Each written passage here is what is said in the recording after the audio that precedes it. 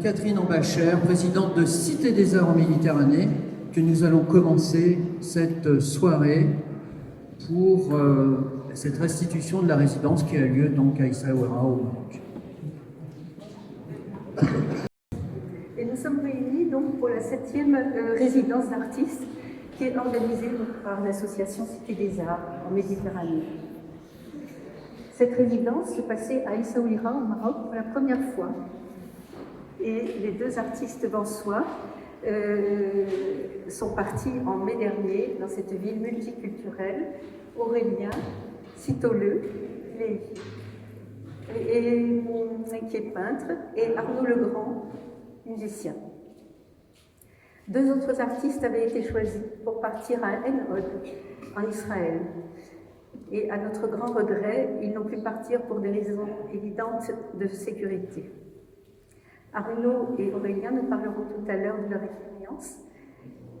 Et moi, il me revient la difficulté de faire des remerciements. Je sais que c'est pas très... mais je vais être brève, mais en même temps, je voudrais remercier le département, son président, Charles Génési, et Anne Satonnet, vice-présidente des Alpes-Maritimes, qui soutient notre projet depuis le début avec beaucoup d'amitié. Nous remercions Monsieur le maire Régis Lebigre, ainsi que toute son équipe. Et bien entendu, Jean-Jacques Carry, qui est conseiller municipal délégué à la culture locale. Et son équipe, en particulier Christian, qui nous a aidés ces derniers jours pour placer l'exposition. Jean Iborin, directeur de la culture, et son adjoint Cédric Fioretti, qui nous fait le plaisir d'être présent. Pour Essaouira, rien n'aurait été possible sans M. André Azoulay, président fondateur de l'association Essaouira Mogador, et son épouse Katia Azoulay, dont le soutien sans faille a permis ces rencontres. M. Tariq Othmani, qui est le maire d'Essaouira et président de l'association culturelle Essaouira Mogador aussi. Voilà. Alors, en ce qui concerne notre association, je remercie chaleureusement tous ceux qui ont participé à l'organisation de cet événement, avec pour chef d'orchestre, qui est le chef d'orchestre, c'est Frédéric Lamas, que tout le monde connaît. Frédéric est réalisateur. Il est parti une semaine rejoindre les artistes à Essaouira, et cela a été une bénédiction pour les échanges avec les artistes locaux et avec les responsables.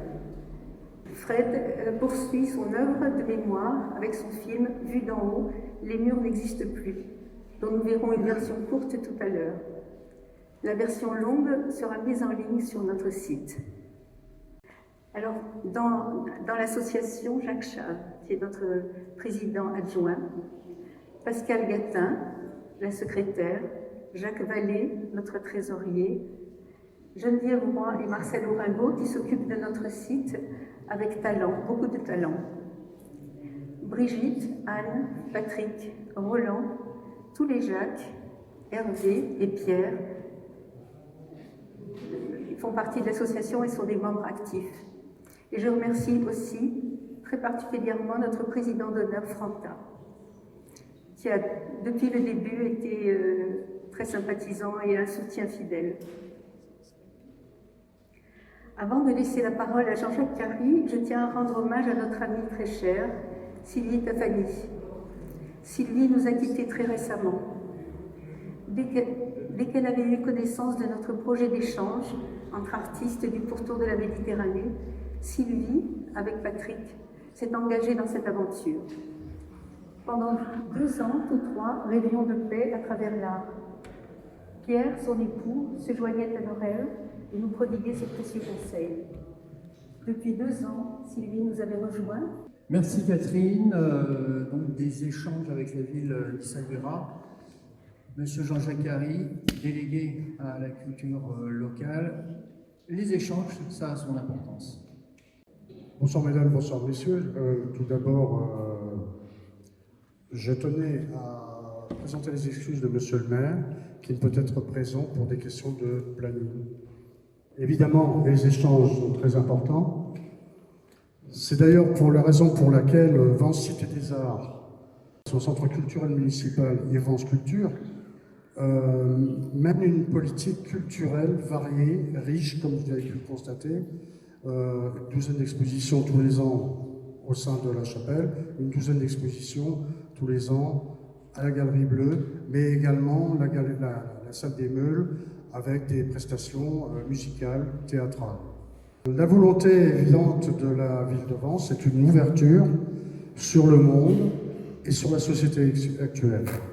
C'est la raison pour laquelle je tiens à souligner notre plaisir de recevoir cette association, mais également les 2 artistes qui ont participé à la résidence, Aurélien Citoleux et Arnaud Legrand, qui nous font le plaisir de cette exposition. C'est une vision personnelle, mais dès que je suis arrivé dans cette chapelle que je connais très bien, j'ai eu l'impression d'être au Maroc. J'espère que c'est votre cas. Je tiens à remercier Madame Catherine Ambacher, Monsieur Jacques Chab, l'équipe du CEDAC qui fait un travail exceptionnel. Je remercie donc les artistes. Je remercie Fred Lamas pour son travail, pour son documentaire. Je remercie le public. À bientôt. Belle visite. Merci Jean-Jacques Hary. Je me tourne maintenant vers le vice-président, Jacques Chave, sur l'importance. C'est vrai qu'il y a une tradition à Vence pour les échanges avec d'autres pays et notamment avec les artistes. L'art ne peut pas rester confiné, il doit circuler. Et notre but est de faire circuler l'art, comme l'a fait en 1955 la Fondation Caroli, qui a reçu entre 1945 et 1990 le décès de Madame Caroli, 600 artistes. Nous n'avons pas les moyens matériels de faire l'équivalent, mais nous essayons quand même que les Vensois puissent changer d'air, aller dans les pays méditerranéens pour voir ce qui s'y fait, ce qui s'y crée, et inviter chez nous des artistes de ces mêmes régions pour qu'ils voient ce que nous faisons. Quelle est la culture vensoise, et française évidemment, mais vensoise. Alors j'espère que nous pourrons chaque année continuer d'envoyer une année 2 artistes dans les pays méditerranéens et l'année suivante de recevoir 2 artistes. Voilà, alors c'est notre objectif. Souhaitons qu'on puisse le perpétuer et que vous pourrez chaque année vous retrouver ici pour voir ce que nos Vensois ont fait dans les pays et l'année prochaine, voir ce que nos invités auront fait chez nous. Merci.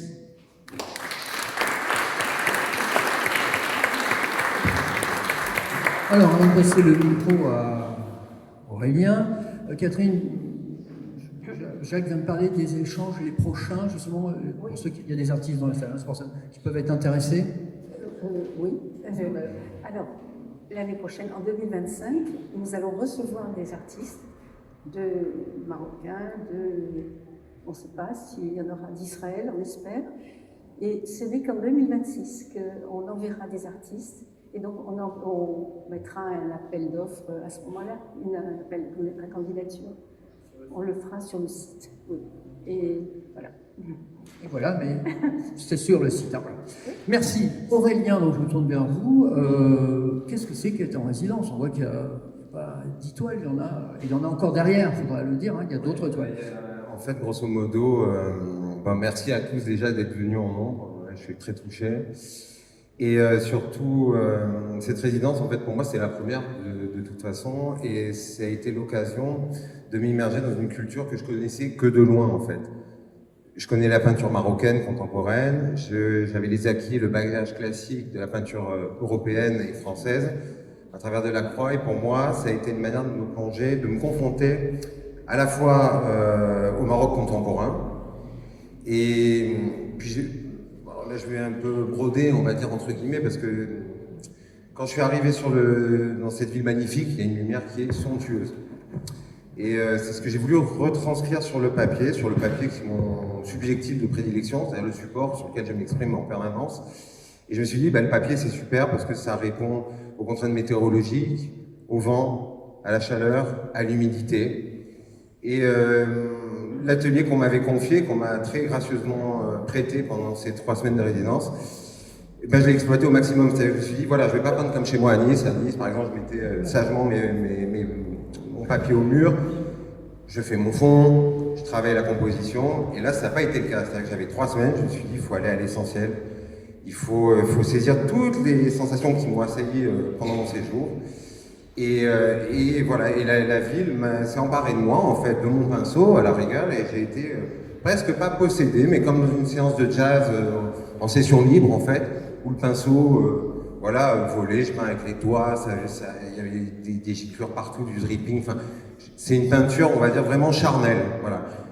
La différence de ce que je peux faire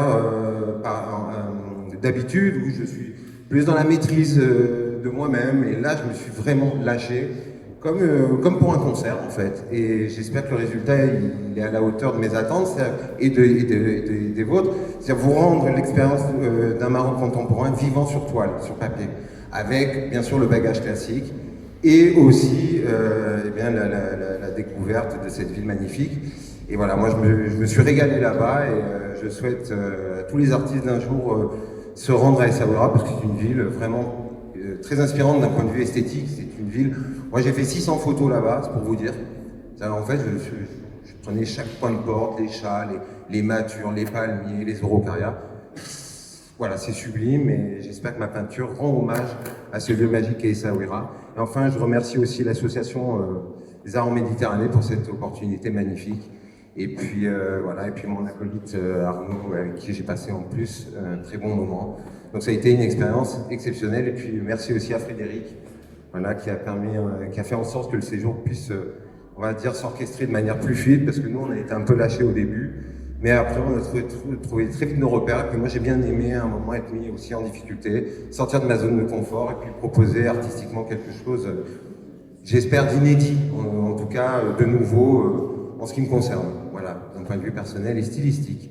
Je vais passer maintenant le micro à Arnaud, et il va vous parler de son expérience à lui, musicale. J'ai une petite question.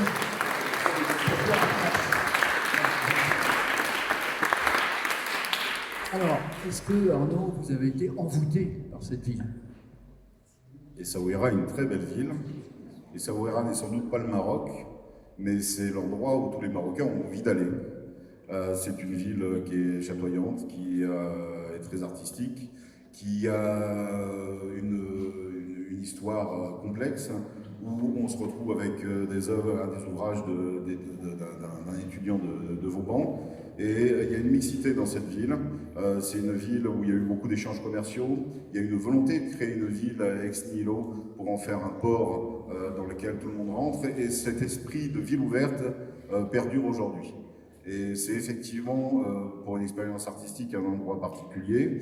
Pour rebondir sur ce que disait Aurélien, une résidence musicale comme ce que nous avons vécu, c'est un véritable cadeau. Donc on peut remercier toutes les personnes qui nous l'ont rendu possible. Et moi j'ai fait ça c'est la 4e fois. Essaouira a un goût un petit peu particulier parce que c'est l'Afrique et que vos repères sont de toute façon bouleversés, et que le temps qui nous était donné de 15 jours est le minimum syndical pour pouvoir comprendre un petit peu de quoi il en retourne, parce que la culture retord de plein de choses. Et puis on a à la rencontre des personnes, on y va une première fois, on ne dit rien, on monte sa brouille. Deuxième fois, on dit un petit mot. Et au fur et à mesure, le contact s'établit, et c'est là où on peut avoir un échange qui soit de l'ordre de ce qu'est l'artiste et à ce à quoi sert l'artiste, c'est-à-dire d'être quelqu'un de libre, qui donne une impression de ce qu'il voit. Il ne va pas être docte, et ce que nous avons fait, je pense que ce soit Aurélien, ou ce qu'on va faire tout à l'heure en musique, c'est vous donner un peu un ressenti, une impression de ce qu'on a vu, de ce qu'on a vécu et de ce qui nous a été donné. Et en termes de dons, on nous a donné, on nous a ouvert les portes. Et bon, moi j'ai 2-3 neiges éternelles déjà, mais pour dire la pertinence de ces échanges, c'est qu'il y a le photographe Zach qui était venu ici. Zach, c'est un jeune homme, quand il est parti pour venir faire cette résidence à Vence, il avait son appareil photo autour du cou, mais toute sa famille pensait que Zach, il est bien gentil, mais qu'est-ce qu'on va faire de toi avec tes histoires de photos? Tous tes frères et sœurs ont un métier, toi il faudrait peut-être que tu fasses quelque chose. Oui, mais moi je suis photographe, je suis artiste photographe. Mais ce qui a validé le fait qu'aujourd'hui, comme on va le voir dans le film, il a une petite boutique et où il vend maintenant ses tirages à tout le monde, c'est que quand il est rentré de Vence, de cette expérience, de cet échange, tout le monde l'a vu comme quelqu'un qui avait fait. Il avait enfin une expérience qui lui permettait de dire aujourd'hui, je suis Zach Milt, je suis photographe, je propose mes œuvres et c'est une porte ouverte et ça a fonctionné. Donc c'est vraiment important, je pense qu'il y a quelque chose d'important surtout dans la jeunesse, je pense dans les échanges, car c'est une fois de plus un cadeau qui est fait à l'artiste et ce dont nous sommes reconnaissants. Et voilà, on va vous faire un tout petit peu de musique après qui seront une impression de ce qu'on a vu. Je vous en dirai un petit mot avant. On va aller s'installer. Merci à tous. La musique, au passage, Arnaud Legrand a créé des musiques sur place, dont l'une est diffusée au fond. Vous n'entendez pas le son maintenant pour ne pas nous perturber, mais il y a des créations musicales. Oui, et vous, Arnaud, vous avez dans les propositions des portraits de musiciens. Vous avez eu envie d'aller vers la musique. Ouais, la musique, pourquoi? Parce que la musique au Maroc, c'est un festival d'art total, en fait, visuel. C'est-à-dire qu'il y a à la fois la danse, le côté théâtral. Alors, je ne parle pas l'arabe, bien sûr, mais on sentait qu'il s'agissait d'amour, de choses plus philosophiques aussi. Et donc ce mélange-là, ce spectacle d'art total qui est un peu le gnawa, parce qu'il y a deux types de gnawa. Il y a le gnawa ancestral, donc là c'est les danseurs et les musiciens qui sont ici dans le verre traditionnel impérial royal marocain. Il y en a aussi au fond. Mais moi j'ai conclu ma série marocaine, enfin, quand on a quitté les Savoies, la dernière peinture que j'ai faite, c'était un joueur de gnawa contemporain qui est vêtu de rouge. Et donc voilà, moi j'ai été saisi par la spiritualité, le mélange de spiritualité, de philosophie, de fête aussi, de ces concerts. Et voilà, c'est très impressionnant, sincèrement. Moi je ne savais pas à quoi m'attendre. Il y a un côté liturgique aussi avec l'encens. Il y a tout un cérémonial avant le concert qui est juste sublime à voir, et puis les costumes bien sûr, les brocards, voilà, toutes ces passementeries magnifiques. Visuellement c'est magnifique. Et donc oui, la musique a pris une place très importante dans l'exposition. J'ai fait que des portraits de musiciens en fait, grosso modo. Et c'était ce qui était le plus idoine par rapport à mon expérience et à mon vécu du séjour. Voilà, j'espère que c'est réussi en tout cas, et je te repasse le micro. Merci Aurélien, et donc place à la musique.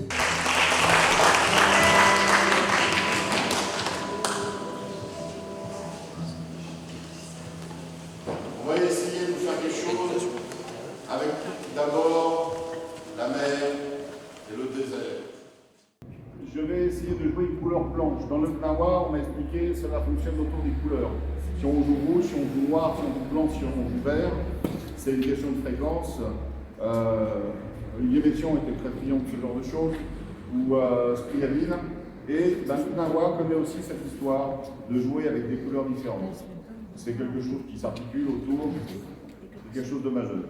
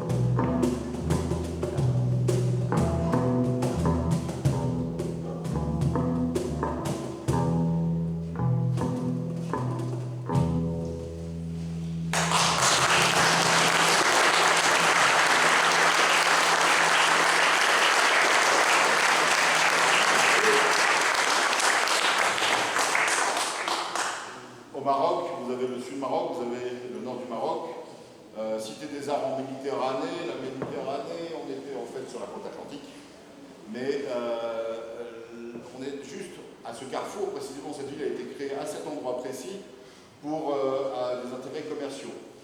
Donc le Gnawa, la ligne que nous avons jouée à la manière du Gnawa, il ne s'agit pas d'une ligne de Gnawa tout à fait conventionnelle, ça vient de la musique des esclaves. Donc c'est d'ailleurs un sujet sur lequel il est très facile de parler, même dans la muséographie, en présentant les esclaves arrivés par là, ils nous ont amené ceci, on leur a fait cela, voilà. Et c'est très intégré. Il y a la deuxième grande dimension musicale au Maroc, c'est la musique arabo-andalouse et plus précisément encore judéo-arabe. Et c'est quand même un mot important, parce que si les deux mots cohabitent parfaitement, c'est au niveau de l'art. Donc le musico-judéo-arabe reprend beaucoup de termes musicaux qui sont présents dans tout le Maghreb. On connaît tous en France Enrico Macias, Cheikh Raymond qui chantait en arabe pour les Arabes et qui lui-même était juif. C'est une dimension qui est importante parce que Essaouira donne aussi à voir un endroit qui s'appelle un lieu de mémoire dans lequel il y a encore une petite synagogue qui est toujours active. Et les choses sont très clairement dites. Il n'y a pas de clivage possible, il n'y a pas de scission possible. Et cette tradition musicale, elle est jouée, elle est présente, elle est active. On va vous en faire quelque chose autour d'un mode qui est assez classique dans l'idée.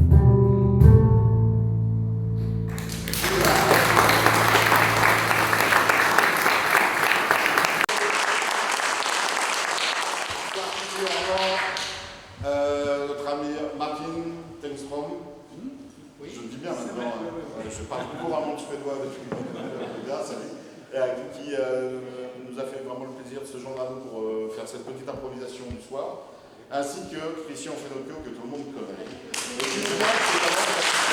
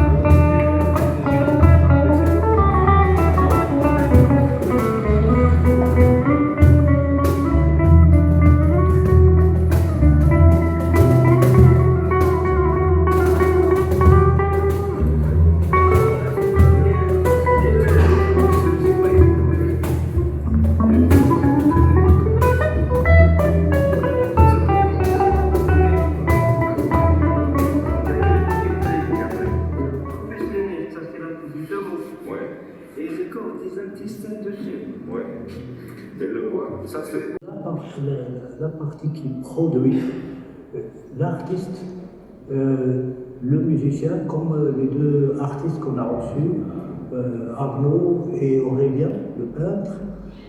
Il n'a pas besoin de parler arabe et je n'ai pas besoin de parler français. Lorsque on se rencontre, on écoute à travers la musique, qui est aussi un autre langage, ce qui lui ramène, les sources qu'il peut interpréter, et sa relation avec ce qui est local, comment lui aussi il observe et comment il cherche les mêmes harmonies, les mêmes rythmes, même avec leur degré de différence, mais l'essentiel c'est dans l'essence même de la musique. Tout comme l'artiste peintre, quand il peint, il trouve que l'effort n'est pas dans le verbal, il est plutôt dans cette peinture qu'il fait, ces messages aussi qu'il pose à travers ses toiles. Comme on dit, c'est pas seulement esthétique, ça ne se résume pas dans l'esthétique, c'est bien aussi. L'art, c'est un sentiment, c'est une sensation qui est libre, libérée de tout obstacle idéologique ou bien qui ramène d'autres définitions de l'être humain et autres.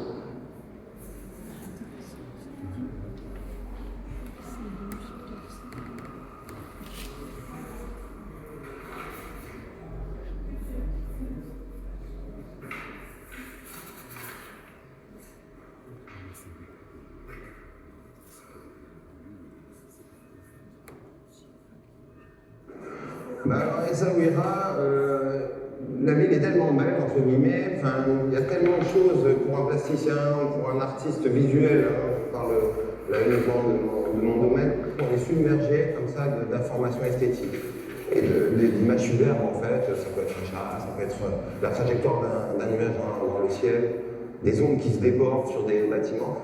Il faut garder trace de ça, l'aspect fugitif de l'image. Et donc, je prenais une photo, je disais, il y a ça, tel détail qui me parle. Et ensuite, voilà, j'ai une image, je la corrige, je la triture, je la torture, je modifie les contrastes.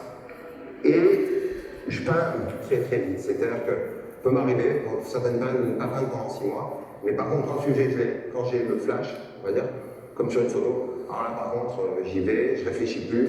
Et le but, c'est de faire un stockage. Chaque coup doit être juste. C'est un peu comme dans l'escrime, par exemple. L'adversaire, c'est la toile, le papier. Là, en plus, il y avait des éléments qui jouaient contre moi ou avec moi. Et c'est vrai qu'il faut ce côté, on va dire, à la prima, je dirais les Italiens. Et moi, toute la peinture que je regarde, en fait, c'est celle-là. C'est celle qui va de Gréco jusqu'à Picasso, on va dire, des peintres où la gestuelle, le coup de pinceau est visé sur la toile. Un peu citer Titien aussi, mais c'est des artistes qui chevauchaient la peinture. Il faut que chaque touche soit essentielle. Et c'est pour ça qu'il dans ces travaux-ci, aucun repentir. C'est-à-dire que toutes les peintures ont été travaillées, il y a eu une seule session, il y a peut-être des erreurs, il y a peut-être des maladresses, mais j'ai voulu les conserver.